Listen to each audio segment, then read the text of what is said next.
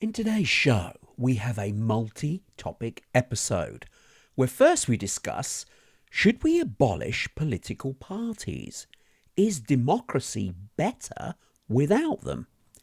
And then we talk about, has money actually destroyed the British legal system?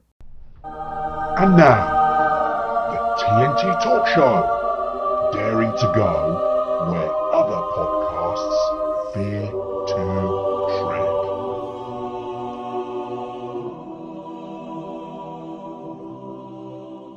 Hello, I'm Tony Fasulo, and I share the stage with my esteemed friend and colleague, Taya Boya. Taya, hello, my friend, once again. I hope you're keeping safe and well. Actually, jumping up and down in front of me, trying to put me off. No. I just realized that I said I'm going to get ready for this, and then, yeah. Anyway, hello, audience, and hello, Tony. Hello, how are you guys? hello. And, yeah, so I would like to make an appeal to our listeners, august listeners. Is this as good as the lottery win? Well, I think this might be slightly better because... Oh, wow, better than the lottery. I'm intrigued. Yes, because, so for those who don't understand, because Tony keeps interrupting me, I'd like to ask you to please subscribe. And unconfirmed rumors confirm that subscribing to the TNT Talk Show increases your Wi-Fi speed by up to a staggering 117%. And get this, even if you're not connected to Wi-Fi. It's astonishing. Just plain amazing. I mean, Where are you pulling these? well, just give it a shot and see what happens, and let us know. Write in, email us, and share with us. Okay, Yes, so there we are. Yes. All our audience with tin hats, please try that one. Try it. Just keep an eye on your You never Wi-Fi. know. You never know. It's that kind of a world. That kind of world. Absolutely. It's not just me saying; it's unconfirmed rumors. So Oh, okay. Brilliant, Yes. brilliant. this is rumor. By the Right, way, okay. Question time. Yes, go for it. This is real, by the way. I'm going to send you the link. Dr. Jared Cooney Horvath. Dr. Jared Cooney Horvath Okay. claims that Gen Z, or for our American friends, Gen Z, is the first generation in history that is objectively stupider than previous generations. Wow. If he's right, what are the chances that the next generation will be stupider still? And if that generation really is stupider still, does this mean that we have seen the beginning of the cognitive extinction of the human race? And like I say, there is a link which I will send to Tony now, Okay. and he will share I will online. share it in the blurb of the show. That's actually quite worrying. I mean, obviously, that's not what we're going to discuss today, but that could be something that we may have to look at, because I'd like to know how the figures were derived, what measurements and gauge they used to determine the intelligence level. Can they pinpoint? I mean, I don't know if you can share, if you've got that information available. Did they provide? Well, he any- was giving it to the Congress. He was giving evidence to Congress. So it's not a small matter. I mean, it's a serious thing. He was giving evidence to Congress. I don't know what you've sent me, but that isn't what it looks like. It Uh-oh, doesn't what- look like a... Did I just send you back our Zoom? You just sent the invite back I just sent the for the show. That's not what we can share with our viewers and listeners. well, this is what I'm saying. This is what happens when you grow older, innit? Old manitis, I'm afraid. Okay, here's the proper... The proper There we link go. that we can share with our in the blurb. Okay. Yes. Although it still hasn't come through. No, it No, it's okay. It's there. You're still typing. Okay. Well, let's move on with the topic of today. And today, if time permitting, we're going to do a multi-topic show. So obviously that depends on how we go. Obviously, we'll try and do as many as we can, but we'll see how that takes us. So today, the first one to kick us off is, do we abolish parties? Is this political parties? is democracy better without them? Now, why did you want to talk about this one in particular, Tyre? I think this sprang up when we were talking about something else, and so I just created a topic for it. Okay. That is multi-party representation. I think we came at it from a different angle. Originally, we were speculating that the problem with American democracy is that it is a two-party system, and you don't have much choice. It's either this or that. And from there, I sort of thought about it a little bit and developed the idea that is a multi-party system even better, or is it even worse? Because there are various pros and cons. It's not an easy subject. There's no easy answer to this. I was sort of looking at it from a different viewpoint. I was thinking, well, why do you even have political parties at all? Because there are some places in the world that actually have got rid of parties altogether. They don't use parties because, let me quote you this from George Washington. He's one of the U.S. founding fathers, and his farewell address explicitly warned that parties would lead to the alternate denomination of one faction over another. So even George Washington himself warned against the party approach to government and democracy because, well, basically it creates a partisan type system. And in America, where you've got really polarization between one group or the other, it seems like everything decides on which party you're with, Republican or Democrat. It's not done neutrally anymore, or what's in the best interest of the party, the public, the state. It's all done based on party affiliation, which is clearly ridiculous. So you find where there's no parties, you actually have increased cooperation between people. Imagine you have I can't even say it. Legislature. There you go, thank you. And everyone is not affiliated to a particular party. So you would then have people voting on their conscience or the constituents they're directly representing rather than party lines, which seems to have happened over a period of time with democracies.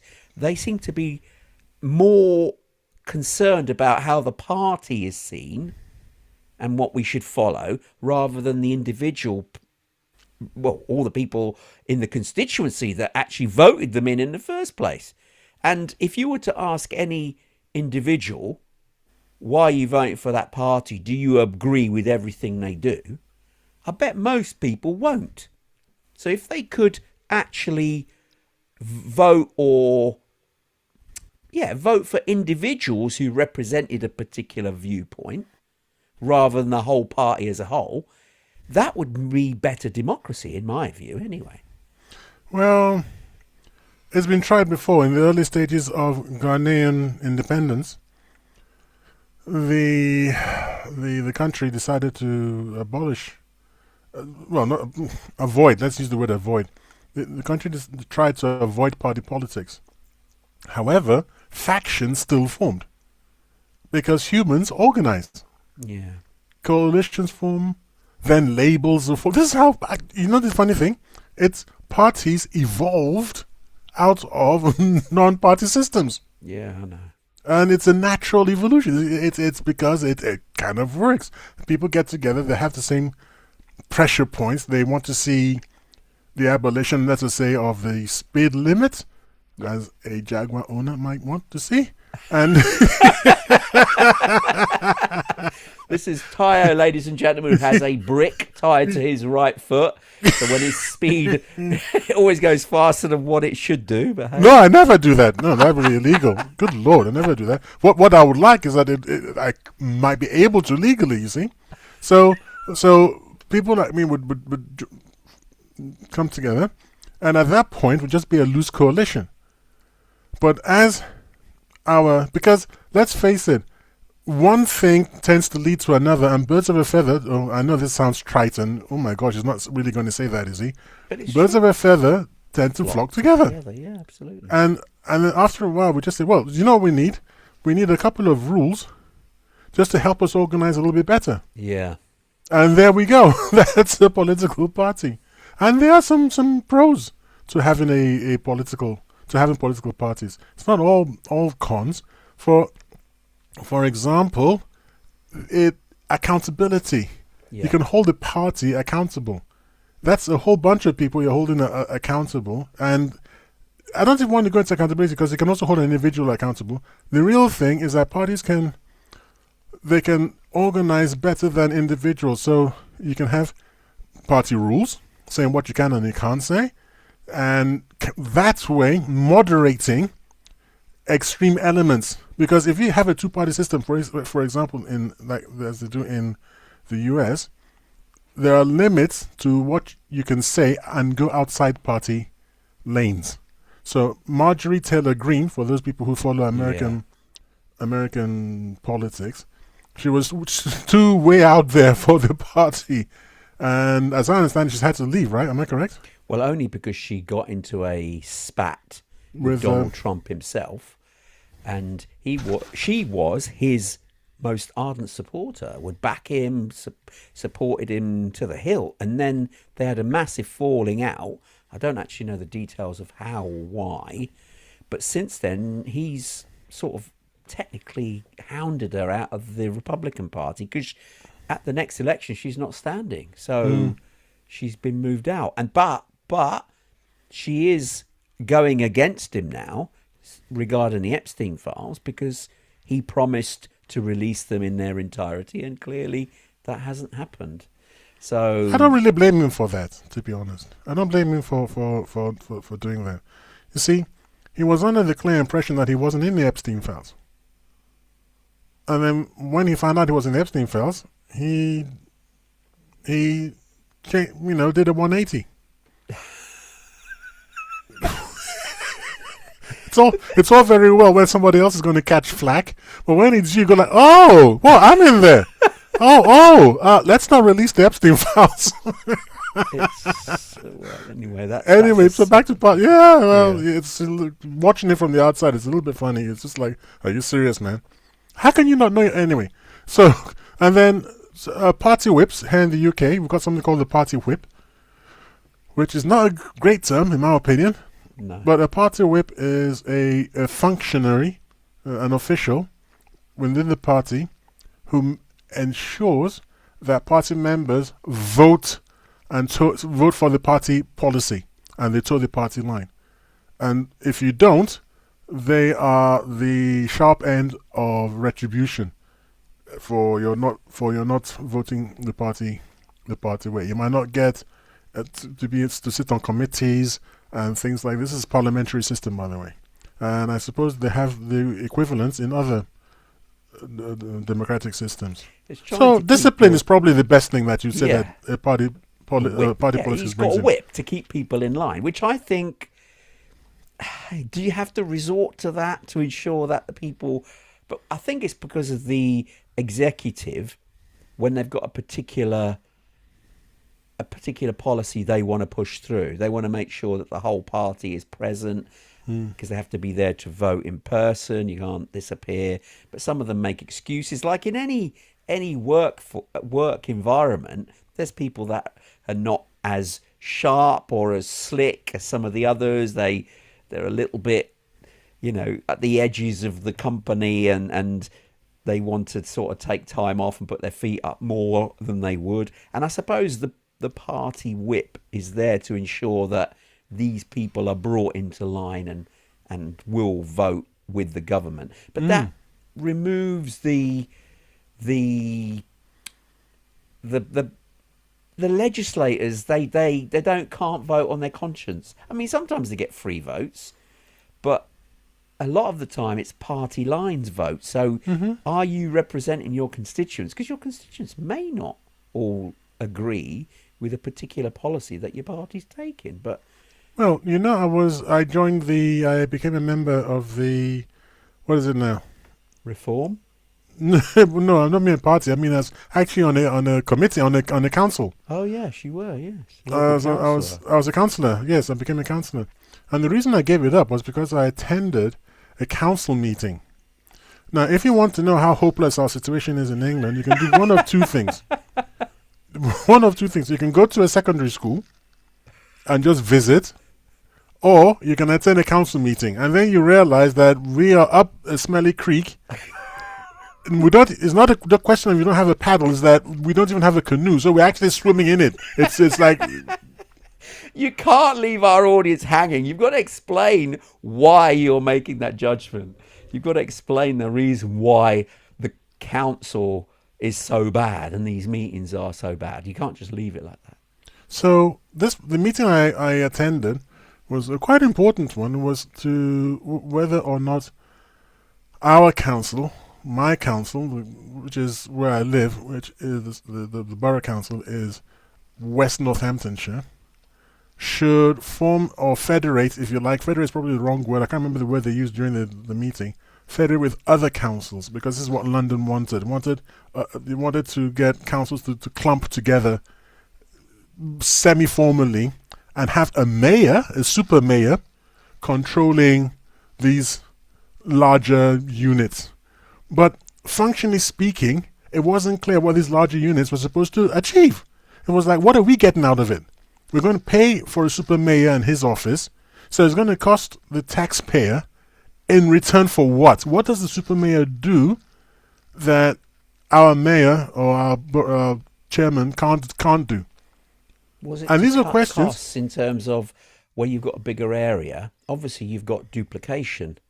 And so by making something bigger, you're duplicating roles and some people could be let go. And No, made redundant. that was what the people who were objecting were independents. The people who were countering were party loyalists. And independents said, "Well, you're not cutting any roles. We're not getting rid of the mayor of the local the council chairman, because if you did, a lot of the voters would say, no, we're not having that. You are moving power further away from the people." Indeed. I can theoretically see my local government chairman, whatever. I can theoretically see him on Local her. MP as well. Oh, yeah, but going to see the super mayor would be more difficult. Indeed. And it still boils down to what's the advantage to us, the commoner. And when I sat there, it wasn't that the members of the parties were convinced. It was that they had received orders to vote a certain way. Right. And that's why I said we're wasting our time. Because if they're going to vote anyway, regardless of the fantastic objections of the independents who clumped together, so the they majority, clumped together. they Form clumped a together party of independents. with the Tories, with the Conservative Party, because the majority party was the Labour. But the Labour was a super majority. It didn't matter. Right. So it was all a what do you call it when it's just for show. Yeah.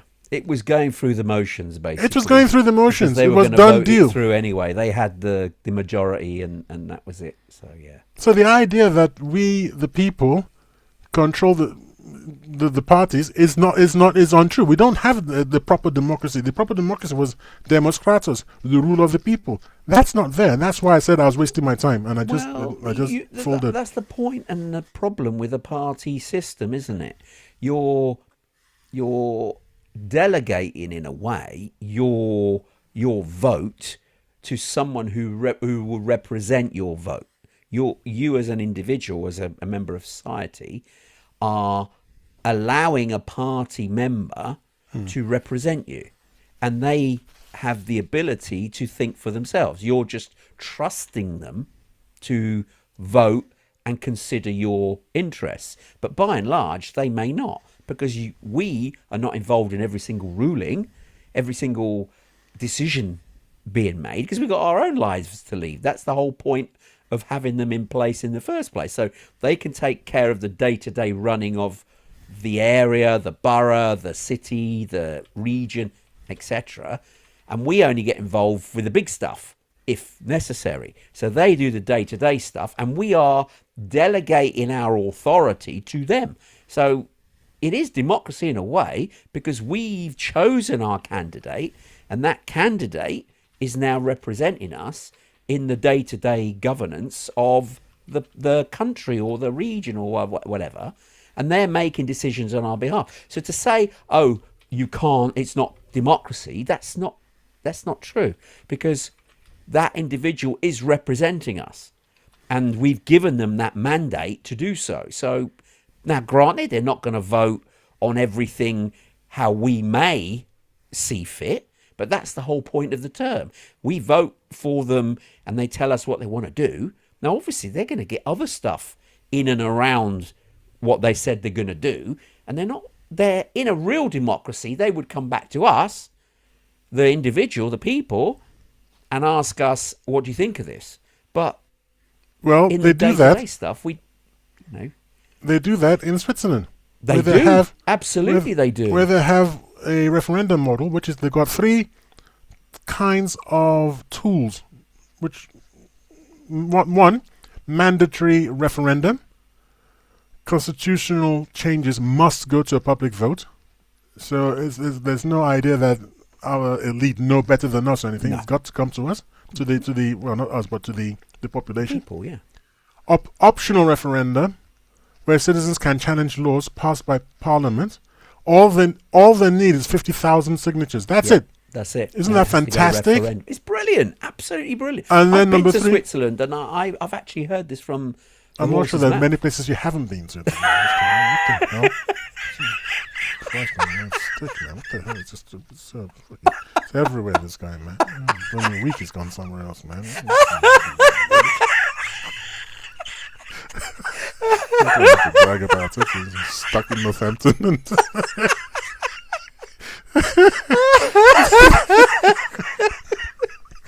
Listen.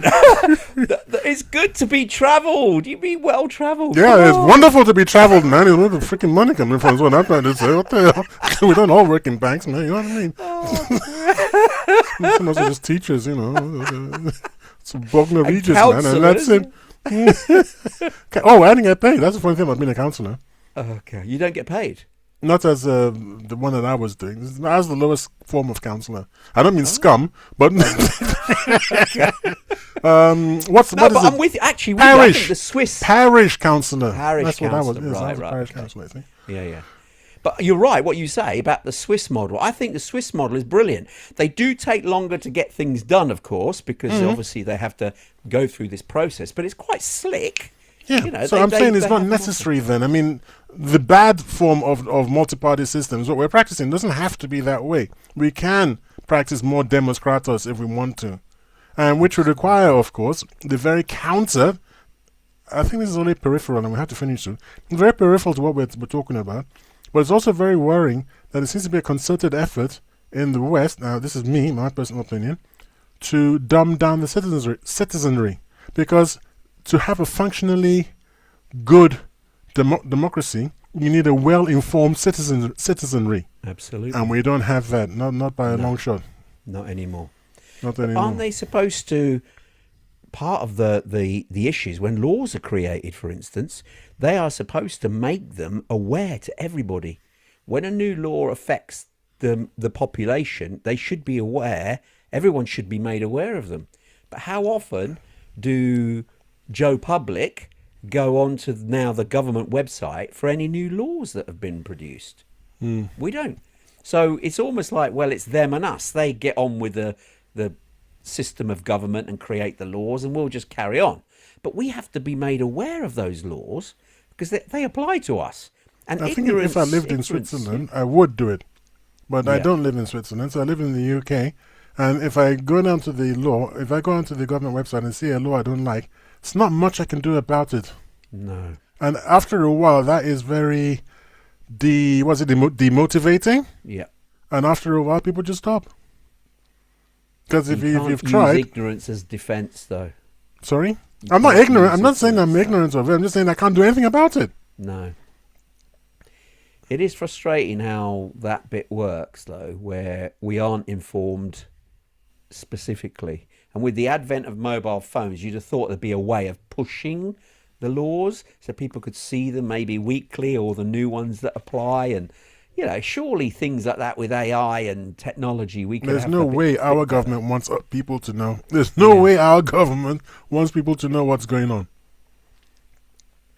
That's a really damning statement if that is true, and they don't want us to know. And are you talking the current political executive, or are you talking all people in Parliament?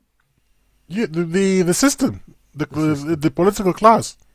The political class is quite different. The political class doesn't want us to know that they don't pay ULEZ, that they don't that they don't pay taxes, that all the things that they make us pay, they don't pay. This is ridiculous. How can you feel? How can you feel the sting of your own policies if you're exempt from them? I know. See, that So doesn't make sense. it doesn't make any sense at all. And by Although the way, they do why are have to you follow why are the you paying taxes. yourself? Why are you paying yourself? Why are you paying yourself? Why do you determine your own salary range? It should just be pegged once and for all to everybody else's. Well, Once and yes. for all. I mean, the argument again is like the same with the CEOs in big corporations. They use the argument you want to attract the right sort of people into politics, as you do as head of his CEOs. Well, Hence the big incomes and the benefits that are received. Because let's be honest, the people in Parliament do get a lot of stick as well. It's not like everything's plain sailing. They are representing us, but they do get stick as well. It's very rare that politicians get any sort of praise. It tends to be the reverse. So, there are elements of that. So the remuneration package has to reflect a little of that. And plus they are bound to have to travel to Westminster when they have to vote. And some of the people further afield have got big journeys and costs, etc. So yeah, the income side of things, you wonder if I think there is a separate body that actually dictates that. It's not there done is, by there them is, but themselves. it's all in house. Yeah. So it's appearances again. That word I was looking for, which I can't quite remember, where it's just not a mirage, but something. The word means something like a mirage. It's just for show. It's not real. It's all imagery and that sort of thing. Okay, going back to the question, because I'm mindful of the time, I want to get on to more topics. So, what's your view about democracies and whether we should have political parties or not? Should we move to a Sortian method or liquid democracy method, where the Sortian method is citizen assemblies, and instead of electing party members, you get representative groups of citizens who are chosen at random, just like a jury, to deliberate on a particular policy. And Ireland, for instance, used this successfully to break the deadlocks on some of the controversial social issues that they were having and they were stuck with. As soon as they brought in these citizen assemblies, things got moving because people were no longer voting against party lines, us and them. I don't want to agree with them. They just voted on what was the right thing to do at the time. So it did work.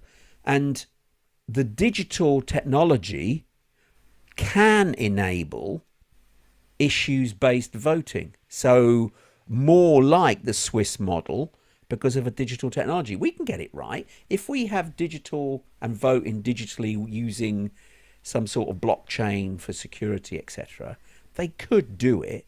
It's a slight reluctance to do it with a fear of it being hacked and controlled, but with the right people in place to set it up robustly. Because if you think about it, finance is set up this way, and there are major players that are using cryptocurrency around the world. So it does work. There is security on those platforms. So couldn't you use that for digital democracy?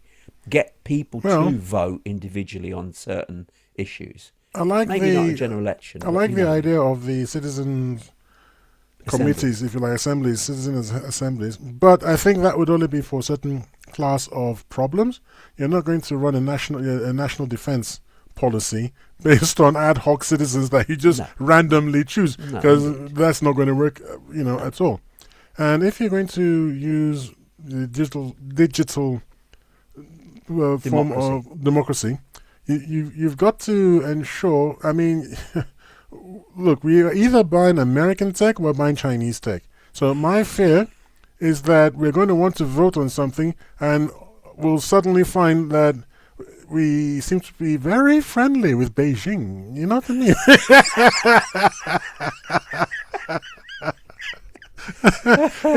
Either that, or we're suddenly very, very interested in becoming the 51st state. I was thinking, no, hang on, I said Brexit. I said Brexit. I didn't say become the what the? You have voted. You have selected Brexit. No, I did not. I pressed Brexit. Anyway, so I think the big stuff would still be in-person voting. Well, no, sorry. I laughed my way out of what I was saying. Oh, actually, when you think about it, what that will do is hand power over to the last people you want to hand power over, even worse than the politicians, which is the civil servants, because they are the permanent state. Because if they're the ones organizing these citizens' assemblies and so on, they are the ones who are there all the time. And that's the problem. Even with our political parties, they are the ones who are there all the time. And we don't have a good way of controlling them. China does, but we don't follow the Chinese model. I mean, we should borrow some from the Chinese model and have a good way of dealing with these people, because they're very dangerous. They were identified as being a real problem in Nigeria in the 70s. And well, it's only if they don't carry out what the ministers actually ask them to do. Well, they eventually become a club unto themselves. Well, you remember Yes Minister? Yes, of course. Yeah. But that was a parody, and that was it was a parody based. Degree. It was taken to the nth degree, but there's something there. He had fuel. There is a little bit, but they do have certain standards that they have to abide by. They don't have to. Well, they do. There was a time, luckily, they did. Assessed. Especially during the days of the Empire, the British Empire. Yes, it was their character. It was their upbringing. So it was viscerally in them. But we have such a disparate, yeah, I suppose so. We have such a mixed up population now, and the civil service reflects that to a great degree. That you can't be that languid and about it and say, yeah, don't worry, it's all. No, it's not. It's. I'm not so sure about that. It's a bit like you're hearing some horror stories, which there are in every organisation, including the civil service, but by and large they actually do uphold what the ministers ask, and they do run the country adequately. Let's be fair. No, okay. I don't agree. Sorry. No. Well, we'll have to talk about that at a different time, but no, I don't agree. So, question really, do you, very quickly, because I want to get into another one, do you actually agree 100% with the party platform? I think it's inevitable. It's not a question of agreeing with it. Because are we just a hostage to the label of the party? No, we're hostage to our own nature, our nature to organize and to form alliances. That's the problem. It's us. That's the human thing. That's our nature. So it's going to happen, and how to deal with that fact should be the thrust of reform efforts. But you can't not have them. It's my opinion. I mean, Ghana couldn't. I mean, I don't see why we can't have a mixture. Why can't we have more of these citizen assemblies to deal with certain questions that are needed? And these are proper people who have to know what it is that they're coming in to assess or agree upon. It's a bit like a jury. A jury you have to do jury service in the UK. And you can be called upon to do jury service, and Isn't on its way out now? I was in America; it's on its way out. Well, not on its way out, but there are mutterings and murmurings, and people are going like, "This doesn't make any sense." That our lives today are too complex, and many of the legal issues are simply too technical for non-specialist judges. Not even every judge can take a certain case, like a finance case. It's not every judge. There are judges who are trained. No, agreed. Specialist judges, because it's just too blooming complicated. So unless you're going to take Tayo's black and white, muscular, no-nonsense way of, for example, contracts, right? One sheet of A4 paper, double-spaced, 12-point Times New Roman. That's it. That's all you're allowed. That's the totality of your contract, so that any moron can read it and understand what the hell all this little minutiae, and that's the lawyer speak. Just be like, if you say that again, I'll send you outside and you get 24 lashes of the cane.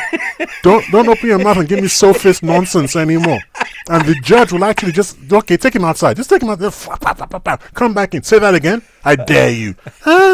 You've sort of segued into basically our next topic in a way, because you've mentioned judges, which I'm going to touch on. So, I mean, let's sum up very quickly. So I want to talk about another topic. So is there a way forward with democracy without parties?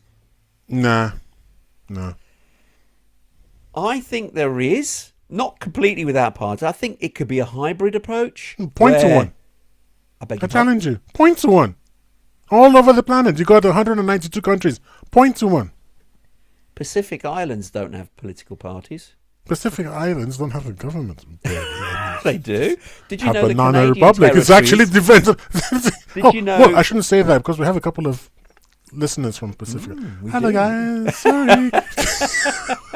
Canada's territories, both Northwest Territories and the Nunavut, use consensus government, where there's no parties, and they Well, use it. how big are these societies you talking about?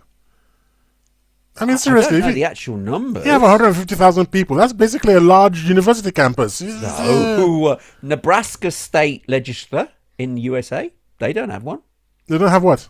They don't have partisan situation. It's a non-partisan state legislature. Legislature. I say that word. I struggle with that word. They run without political parties in Nebraska. Where's this? Nebraska. State, yeah, USA. Oh. Well, I stand corrected. If it's so, this is what I'll say. I'm going to look it up, and in one of my little sections, at some point, I'll swing back to it. But I wasn't aware of that, so that's astonishing. If it could work, then let's try to make it work. Because let's have a really good look at Nebraska and see what it does and see how well it compares to others. Yeah.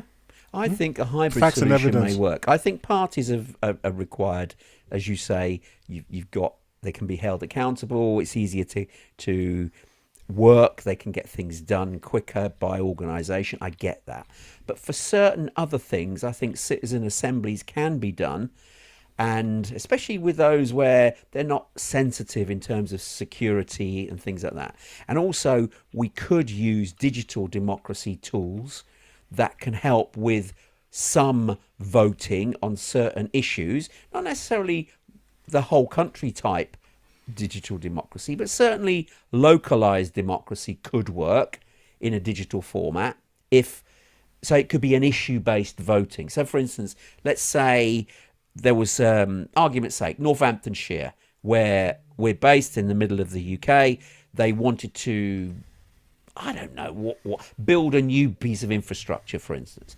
We could put it out to the votes of the the constituents in Northamptonshire to all vote digitally for or against it. Do you see what I mean? So they could use some form of digital democracy for certain issues. So issue-based voting rather than picking a party that would then run the country. Do you see what I mean? So there could be a balance. Technology could okay, play quickly, a because we're going to run out of time now. So I've had a very quick look at the Nebraska legislature.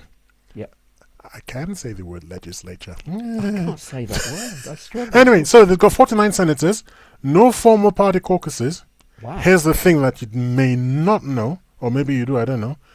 Political parties exist, but inside the chamber, party is not formally recognized. Oh.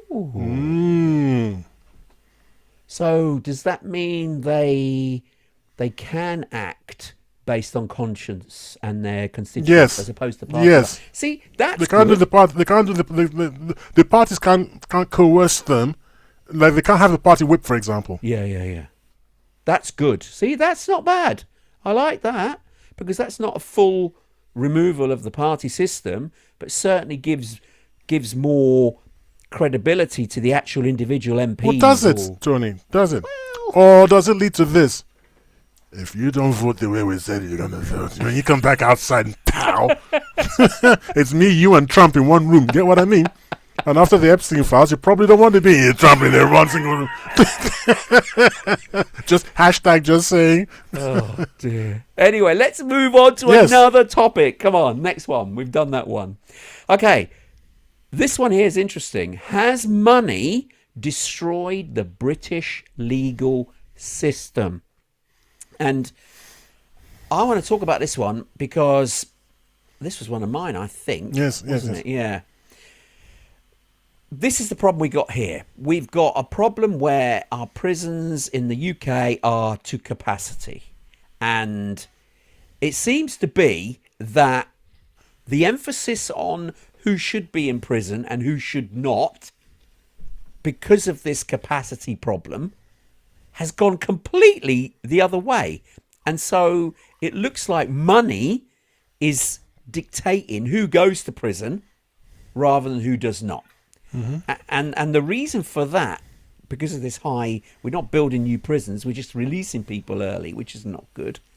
So there seems to be this little issue in the UK that if somebody's doing a financial type crime, they will be penalised more than somebody who's affecting individuals. So a case in point, somebody was sent to prison for 3 years for cloning or doing something dodgy with Amazon Fire Sticks. I didn't know you could do this, but apparently you could stream stuff you're not supposed to stream on them, and they were selling it and making money from it. So they got 3 years in custody. But somebody who was grooming minors, underage girls, for sexual assault got suspended sentences. And it's like, what?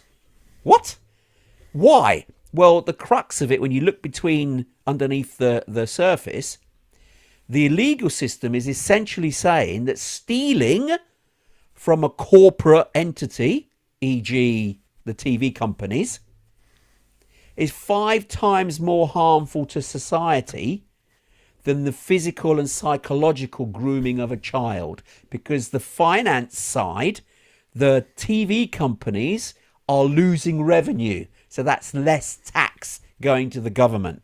So it's a financial loss. And so that's why these guys were sent to prison. But if you're having sexual whatever it is with underage girls, it's only individual. It's not affecting the greater public or the taxpayer or the tax man. It's ridiculous.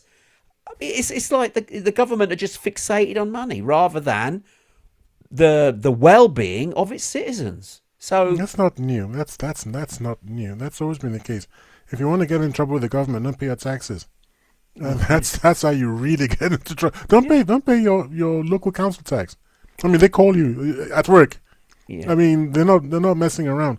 Now, it's always been the case that the government has been far more interested in tax than seemingly more interested in tax. But that's not the approach I took. I thought we were talking about the court systems itself, because I'm really worried that for a poor man, and man here being the non-gendered man with a sort of capital M, or if you like, for poor people, is that better? Non-gendered term? Yeah. For poor people, justice may be unreachable because you don't have the money to pursue your case. Absolutely. And that is not justice. Why do I need money in order to get justice? I mean, the whole idea of justice is justice for everyone should mean automatically and axiomatically that people don't need money because it's for everyone. Not everyone's got money. No, indeed. So that doesn't make any sense. When you go to speak to a solicitor, and that is in the UK we call them solicitors, other countries call them lawyers. When you go to speak to a solicitor and you say blah blah, actually solicitors are a horrible term. It sounds like somebody who's on the streets at night looking for sexual favors from solicit. Solicitor. So I'm going to say lawyer actually. Okay, lawyer. Okay. When you go to a lawyer and you say to the lawyer, "Look, I want to do this X, Y, Z," first he's going to tell you, he or she's going to tell you, "Look, listen, you might want to think about whether it's worth it. Because if we can get an adjudicator to come in, then you don't have to go to court and be far cheaper. Now you might be, well, this is something to do with something that's of great interest to me and personal injury. So actually, I'm not looking for a payout, because I'm not looking at it as being a fiduciary satisfaction. I'm looking at it for being that somebody has to suffer because I suffered. Yeah. And then they go, yeah, well, realistically, you're looking at £150,000. I go, I haven't got £150,000. And the guy will say, well, that's what I'm talking about. And that's wrong. It is wrong, but then you can't have people, because we had a problem in the UK where what's the service that they provide where you do get legal representation, but it's on the state? I don't know. There is, For what? For if you want to go to court and you don't have a job, you can get legal representation. For what? You've been accused of something? No, if you need, well, yeah, basically you get a. Well, that's a public defender. That's equivalent to the American public defender. Yeah. Well, you do get that. Yeah. And some people can even take someone to court without having the money. Well, I don't know, because if you want to have a small claims court, so what happens? You have to register the case. That's £115 to register the case. Not everybody's got £115.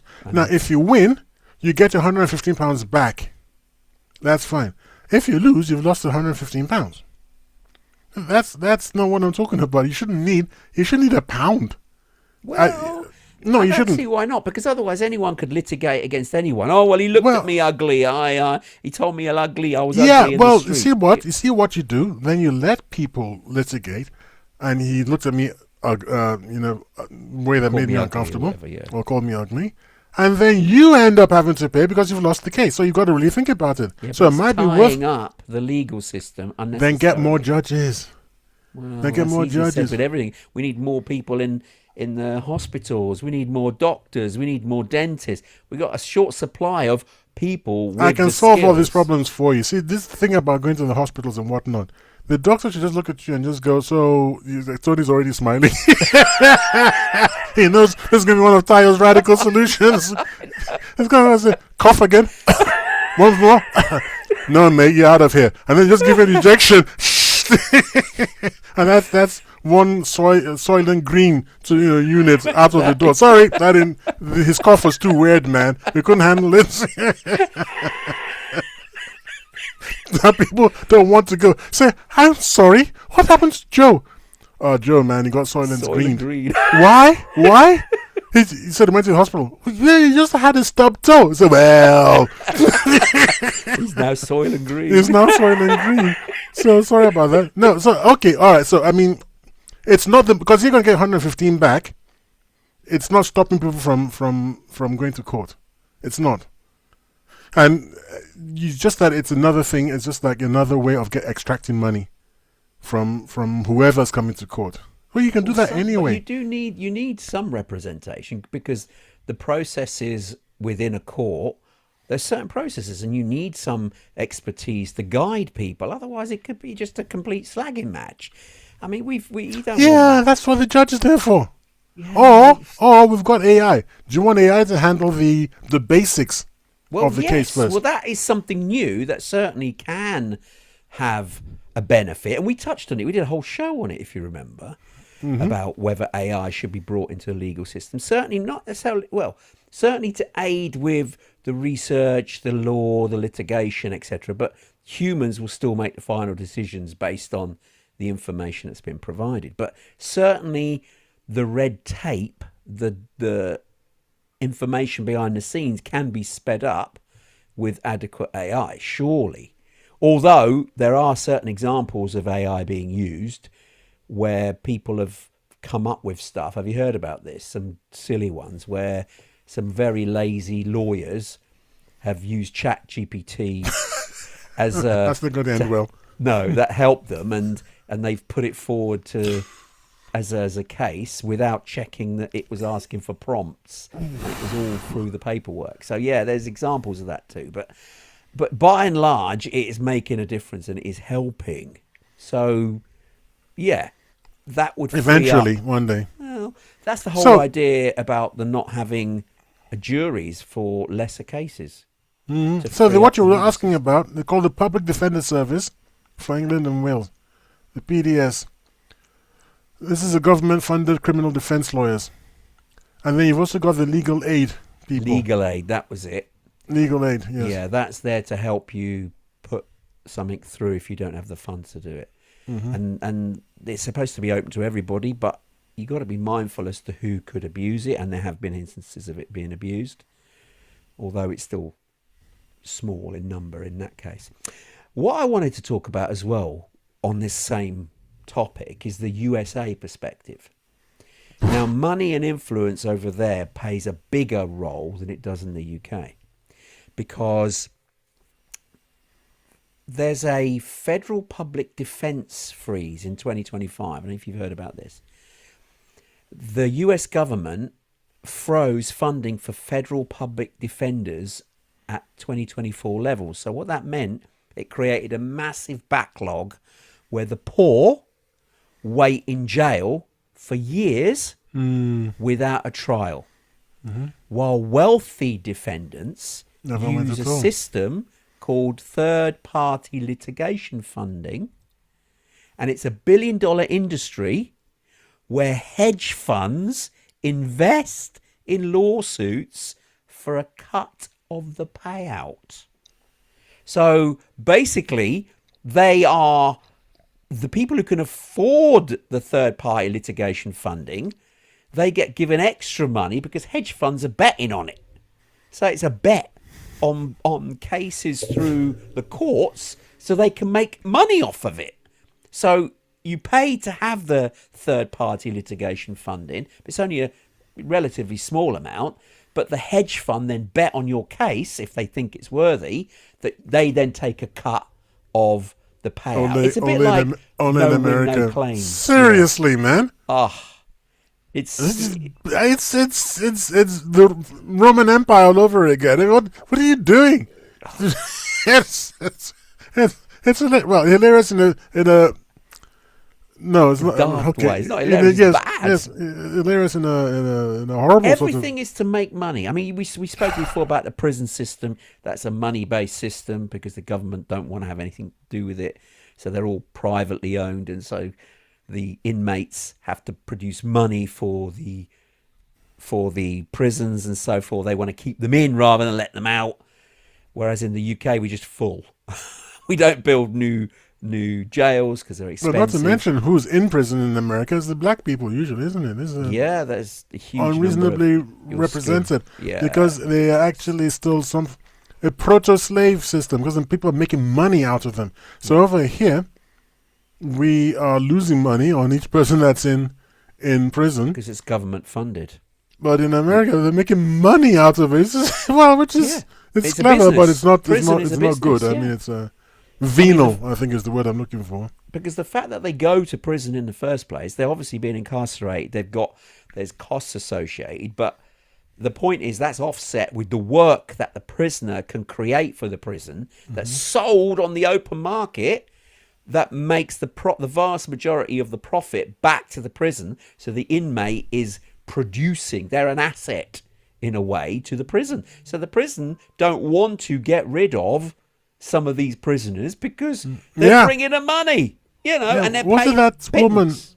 Wasn't that part of the problem that Harris, what's her first name again? Kamala Harris.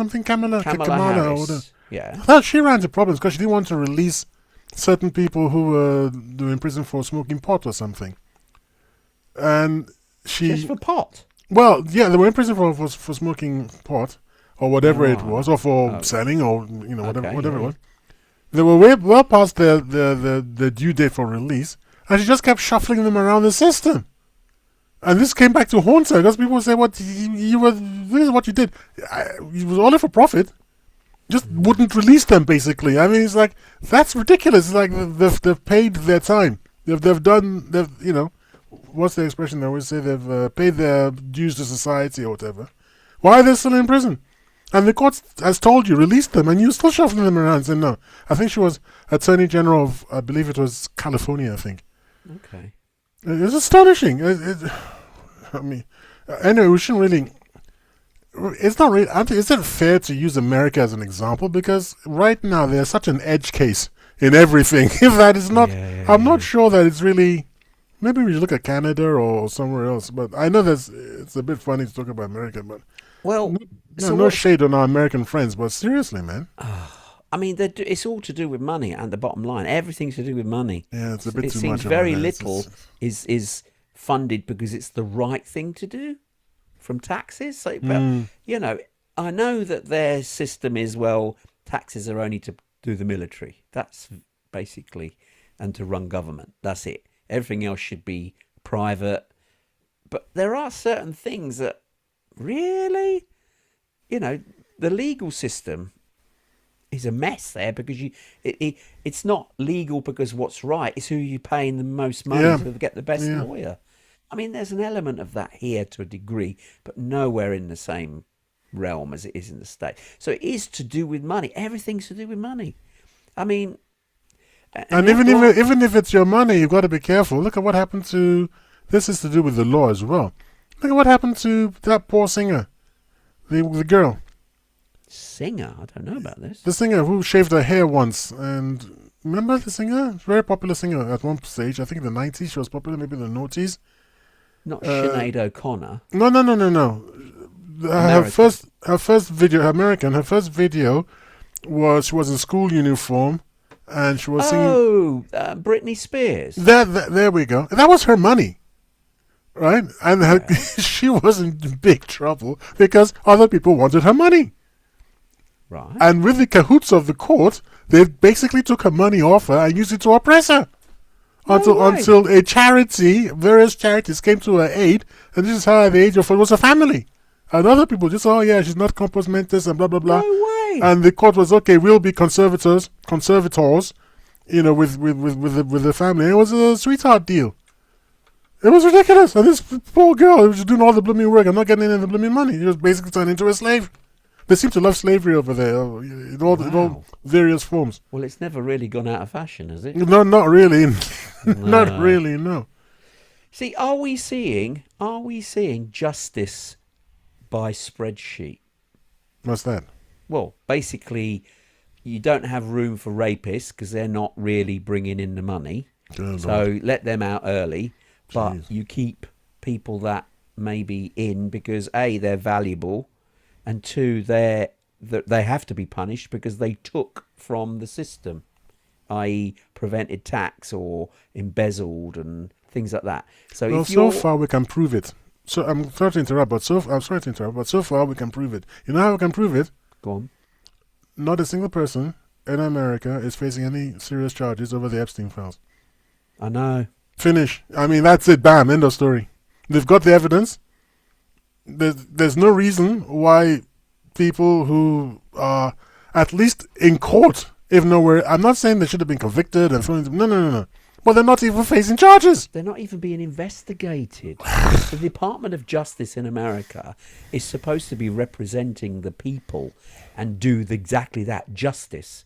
So if people have there's evidence to show that people have been abusing children in a really bad way, the Department of Justice should be investigating them. Yep. But they're not. It's because the head of the Department of Justice is a stooge for the executive, which is the Trump's administration. So they're basically an additional arm of the executive. So even though they're supposed to have clear separation and not be influenced in any way, because she was an appointee, Pam Bondi was an appointee at the Department of Justice from Trump, she's doing everything to please him. So all his friends who are appearing in the Epstein file, she's doing nothing, as far as we can tell, to investigate those people purely because they are friends of the president. Well, it goes deeper than that, Tony. It goes deeper than that. The Epstein files didn't magically appear in 2025 or 2026.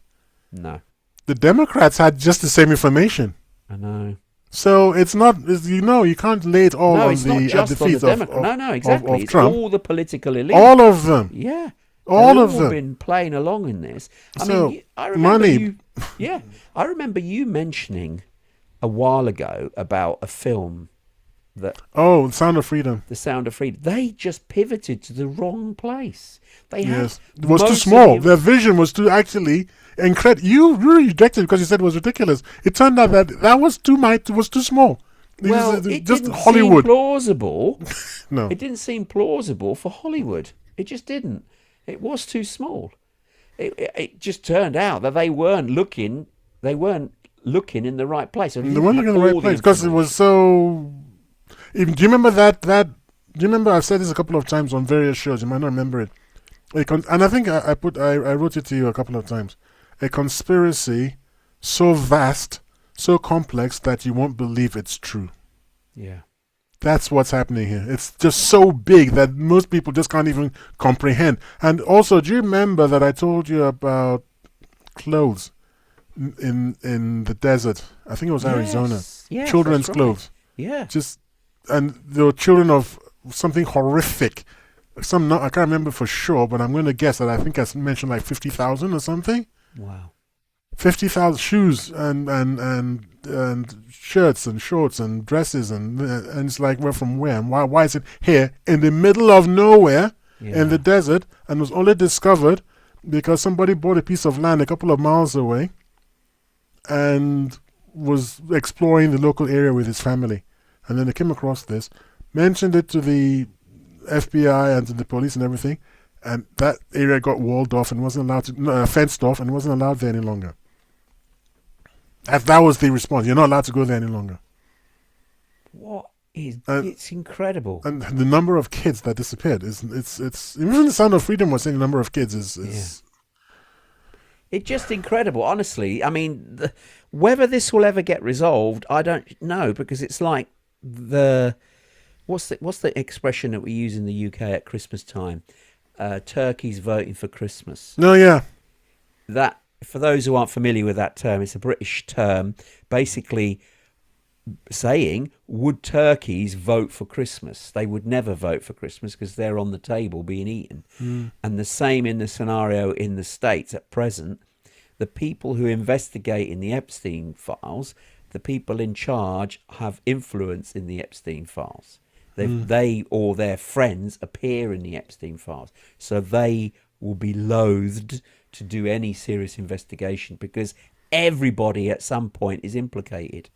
And the political class will be decimated if this ever got brought to justice. But the people have to bring it to justice, have to insist it happens, and because there's still a lot of good people in the justice system that want the right thing to be done. Oh, yeah. And the political elite have got to, literally be, what's the word I'm looking for? Sort of got Coerced. rid of. Yeah. Here's the thing. I was going to ask you. I was going to make it a question, but I won't. We've got to now. be quick, really, because we're getting to the top of the hour here. We are at the top of the hour, so yeah. Yeah, we're gonna have to I sum up. noticed. If the government is wrong, then isn't it dangerous to be right? Isn't that where we are right now? Yeah, very good point. Very good point. Okay, we got to the top of the hour. Quick sum up. Has money destroyed the British legal system or the US legal system or both?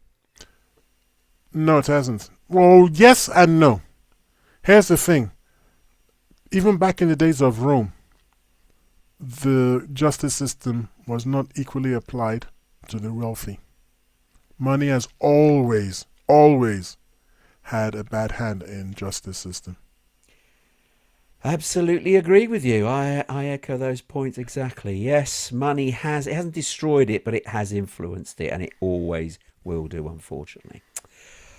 Okay, if you've loved this episode, please hit subscribe and stay tuned for more deep dives into prophecies, mysteries, and the unexplained twists of fate. You've listened to Tony and Tyre, and we are the TNT Talk Show, but unfortunately we have reached the end of the show for another week.